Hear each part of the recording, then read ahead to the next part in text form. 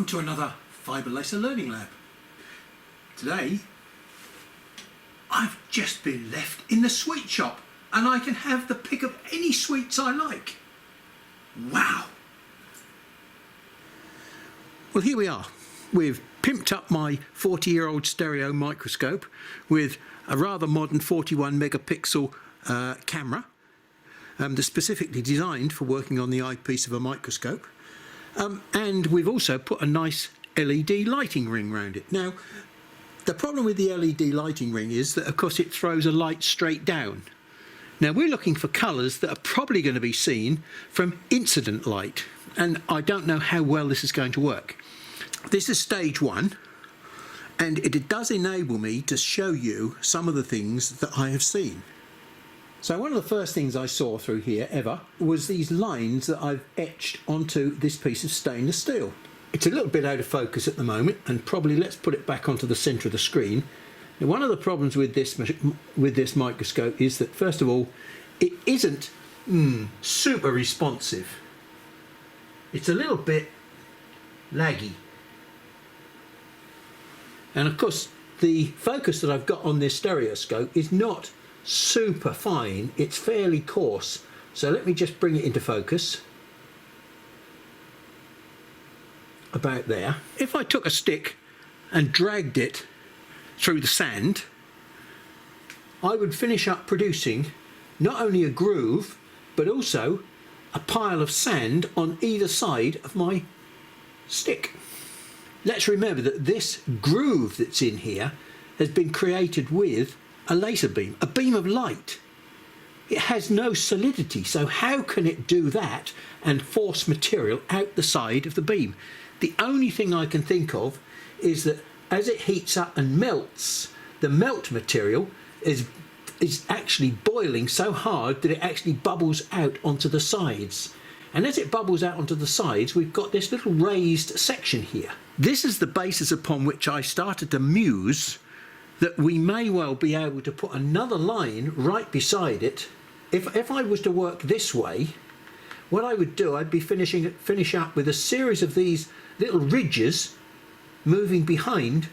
So I would finish up with something that looked a bit like a ploughed field. You know, nice even ridges, a pattern, a uniform pattern all the way across the material. Now, that was the basis upon which I started to consider this butterfly wing approach, by which we've got a uniform pattern or a regular pattern running across the surface that reflects the light, both by a combination of thin film interference and, if you like, interference patterns between the thin film interference patterns. So we produce these colours by a complex arrangement of physics. Now, whether or not that actually happens, we're going to try and discover.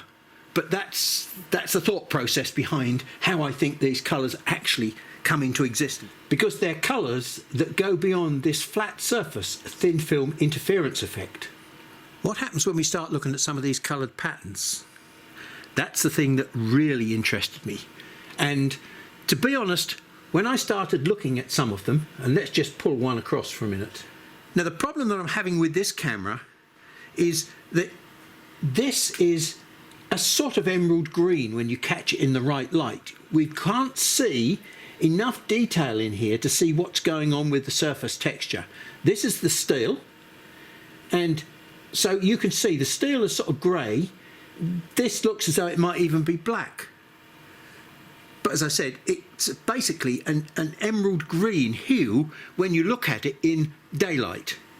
So we get no idea what colour is with this system. So as I mentioned to you previously, when I wanted to kit up to look at this, we can't do it with the standard stereo microscope because there is just not enough magnification to see what's going on down at the crystalline structure level on the surface of the material. We've got probably around about 40, maybe 45 magnification here, and that's about as much as we've got. Yeah, I could spend time on the screen there setting the colour balance up right, but I'd have to do that every single time I switch the camera on. I've been to visit a company down near Swindon. They specialise in scientific microscopes. Now, they're not top of the range Zeiss or something like that microscopes. They are basically from China, but they have been specifically designed for a guy who understands scientific microscopes. He has spent his life working with them. I went down to visit the guy with one of the sample colour swatches. He's not an engineer. He used to be a botanist, so as soon as he understood what I was trying to do, which was to look for butterfly wing patterns, he was absolutely in his element. Another guy in a sweet shop. So he was able to point me out of this whole room full of probably about 400 or 500 different microscopes that he had there in his, if you like, demonstration laboratory. He guided me towards something that I've got in the office. We're going to look at my even newer toy or big bag of sweets. I'm such a happy guy. So my other camera has got very good resolution and it's capable of taking some good quality video. The problem is, without a brain, its colour faithfulness leaves a lot to be desired, whereas this one has got some intelligence automatically built into it. And when I went to see the guy at Brunel Microscopes, where I bought this from, he demonstrated this, and he demonstrated the sort of camera that I've got, and there is no competition. So despite the fact that this was painful, I felt I had to have it to be able to show you guys what is actually happening under there. Now what I'm going to do for the last part of this is to look at some of the things that I've been talking about previously and said, wow, look at this, look at that. Sorry, you can't. Let me just zoom in on this a little bit. Several things about this camera. It's a lot steadier. I don't have to move the sample around, because on the side here, this has got a proper microscope stage for moving backwards and forwards or left and right. And I can do that down here, so I get a nice steady movement under the camera. The second thing it's got a very, very fine and calibrated focus. So each one of these divisions on here is 2 microns.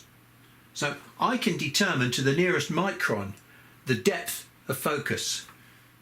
And trust me, when you get to high magnifications, you can do some great vertical measurements with this system, as I will demonstrate to you in a few moments. Now the other thing that it's got, this weird system out the back here. Now this is a normal halogen lamp in here, because I mentioned to you before, halogen lamp is a close replication of sunlight.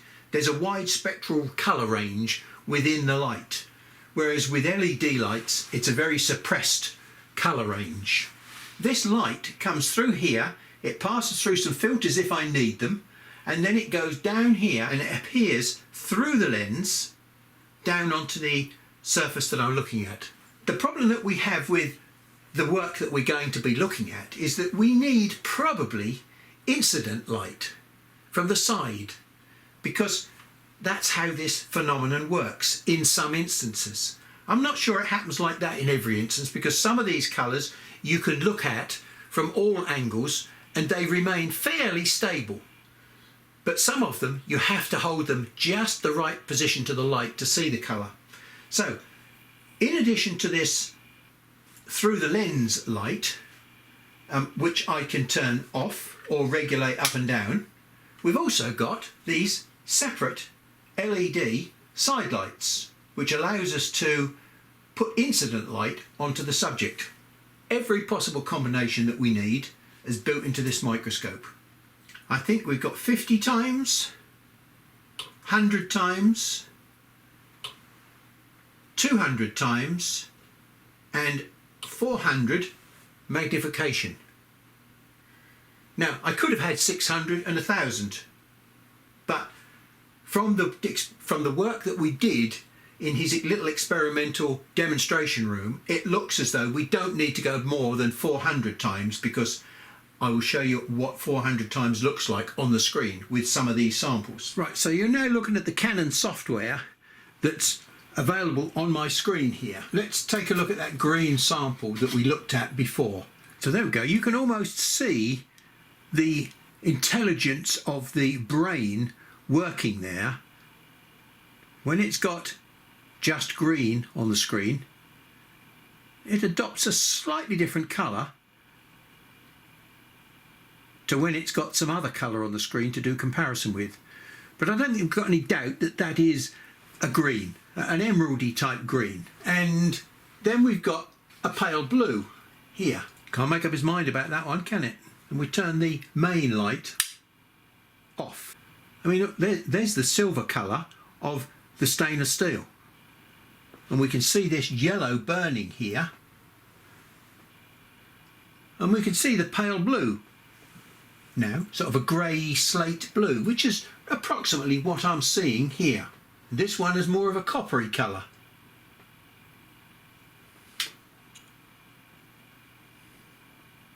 There we go. So that's the main central light turned on. And I don't think there's any doubt that you can see that we've got, when we've got a full spectrum light, and we can turn the side lights off now, and you don't even notice that the side lights have turned on or off. So it does depend on the texture of the surface and the colour that we're producing as to whether or not side lighting is required, incident lighting is required or not. Let's take a look and see what it looks like at 100 times. We need to refocus again. It's got some interesting imperfections in the surface there. Let's go to 200 times. And hey, we're getting all sorts of very, very small details coming in now. We'll come into focus. If you look particularly just there, as I play with that, look, you can see in the bottom there's a little shadow here which comes in and out of focus. Well, that comes in and out of focus there at, and let me tell you on the knob, 41 microns. And yet if I bring it up to the surface, which is there, that's 46 microns. So there's 5 micron difference in the depth between the top and the bottom of that pattern. Now, that might sound just a number, but I think that that number is very important to the effects that we're going to find when we start looking at the texture of these surfaces. So let's go one amplification more, which is to 400. And look, now you can see as I fiddle around with the focus how certain parts of it are in focus and certain parts are out of focus. The red bits on the top are the bits that are giving the coppery effect, and there's a mix in the bottom there with the yellow. So it's the mix of those two colours that look as though they're producing our copper effect. So let me turn the side lights on, and I'll turn the lights off again. No different. I could also turn this main light off and put the side lights on.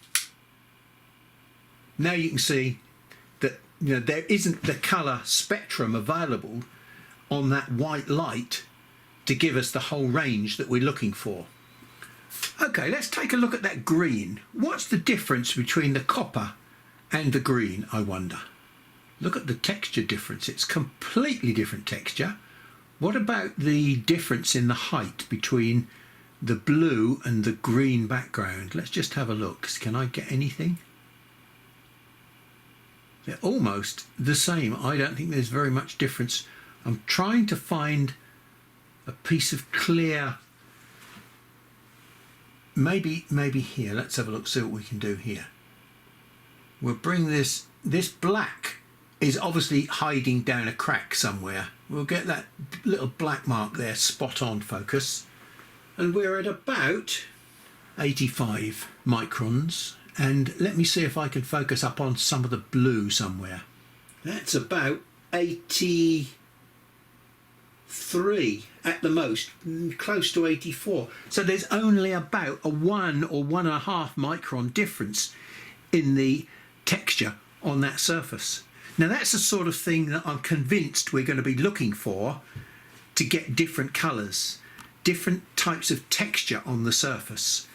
Now we can't see it in this light, but just there, the colours that I've been looking at are fairly what I call solid colours. They're not these speckly colours. Now when I look at this pattern here, I've got several pinks and mauves, which are nice, and greens or pale blues, which are nice and sparkly. So let's use this pinky colour here to look at to start with. We'll get the idea now. We've got a completely different surface texture, completely. Let's just look at the tops of the texture. In fact, what we're doing at the moment, we're coming in at the bottoms. Look at these little blue spots here, and you'll see that as I bring them into focus, just about, probably about there, we're showing up as at -6 microns. And now we'll take it up to the top.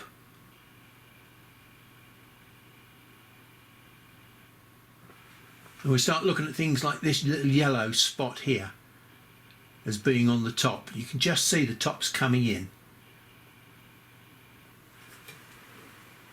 And that's about -10. So that's about a 4 micron difference, but that's a completely different pattern for a different colour. If we change this back to 200 now, we can probably get more of it in focus. And I don't think there's any doubt you can see the underlying pink that's in there, the mauvey pink. That's halogen light directly on the surface, and that's white light from the side. Now the reason that it's showing that pattern like that is because this white light is fairly concentrated at the blue end of the spectrum. It's not down at the red end of the spectrum, whereas in fact the halogen light has got a much wider spectral range, and we're more likely to see what's going on. Now the other thing that's interesting, apart from colours, is, as I said, the amount of damage that we're doing. Now there is one of my grid lines. There's the little pile of sand that I was telling you about that's piled up on either side of the groove, and that is at a height of 62 microns. Let's find out where the surface of the material is. I would say the surface of the material focuses about there. So 62. That one's 42. So that pile of sand on either side of the groove is 20 microns tall. Okay, so let's now go down to the bottom of the groove, and at the moment, as I said, we're reading 42. Let's go down to the bottom of the groove and find out what depth the cut is. Look at it, isn't that amazing? You can see every little ripple of the pulsing action that's taking place. 25, so that's 15, that's 17 microns deep, that groove. Now how did that get 17 microns deep below the surface? Is it just the explosive energy with which the melting takes place? Because it's cast it up onto the surface and it hasn't run back. So it must have cast it up onto the surface and instantly cooled, leaving that channel down the middle. I mean, that's fascinating, isn't it? Again, let's just, I'm loving this playing. Let's just pop that off and pop that on. Just because I can. And we can still see down into that groove from the reflected light. It's not quite as clear. When we were messing around with the focus, I generated this little pattern. So that was with the focus on the surface, and then we went 0.25 up, 0.5, 0.75 and 1 millimetre. We lifted the focus up by 1 millimetre above the surface, and then we went all the way down 2, 3, 4, 5, 6 millimetres above the surface, and at 6 millimetres above the surface you can begin to see there's a change taking place here at just after 5, at 5.25, 5.5. Look, we've got lines going along the side, and then we've got this breakup. Okay, as we're running out of power, this one is done at a different power where you can see much clearer what's going on. Now you may remember when we talked about focus how I was trying to describe to you how the focus was not, the beam diameter was not going to change until we got to the very tip of the power of the beam. I've used strange words there, but I think my pictures really describe what I'm talking about. And if we look down here, as we start raising the focus, we've still got power, we've still got the same width beam, we're still doing the same amount of damage at 2 millimeters above the surface, 3 millimeters above the surface. Okay, we're getting a slight change in the pattern now of the debris on the side of the groove, 4 millimeters, but we've still got power there. Now we've got some colour coming into the bottom of the groove now, you'll notice. But now look at number 5, we've started to get a distinct thinning of the line itself. And there we go, look, we're now starting to lose power and lose line thickness. Now this is the effect that we achieved with the CO2 laser. As we went faster and faster and faster, we were painting with a thinner and thinner part of the Gaussian beam. Here we've got exactly the same effect, but of course we're not running faster and faster, we're running at the same speed. What we're doing is lifting the Gaussian beam up above the surface. So the thinner and thinner power part of the beam is now taking over, and we're getting less and less power, and now we're just about to run out of power. And now all you can see in the background is the ghosting effect of, if you like, the out of focus beam that was really there around the outside of this central core. Let's just go and have a look at high magnification in that groove. So as I focus in on there, I think you can see a lot of the tempering colours that we had seen earlier. Additionally, there are some other colours in there, like there's a green in there, which is not one of the natural tempering colours. So my sheet of material is obviously not flat because it's going out of focus. Oh, look at that. When I change the focus, I get the red. And when I change the focus again, the blue comes into focus. So there's different depths there along that coloured line. Well, I think we're in no doubt now that we're on the right track. These colours come from surface textures, and what we have to do is to develop the technique for finding the right texture for the right colour. Now, there won't be a single answer to this question, because some colours are speckled colours, as you've seen, and some colours are solid colours. So there's going to be lots of different ranges of textures, but the question is, how can we define a range of settings for the machine to access the range of different colours and textures? That's a lot of work for the future, but hey, we've now got the tools to do the job. I'm getting a bit overdosed on all this sugar, and I'm a bit hyper, so I think we'd better stop there now, and I'll come down to ground. Thanks for your time, and I'll catch up with you in the next session.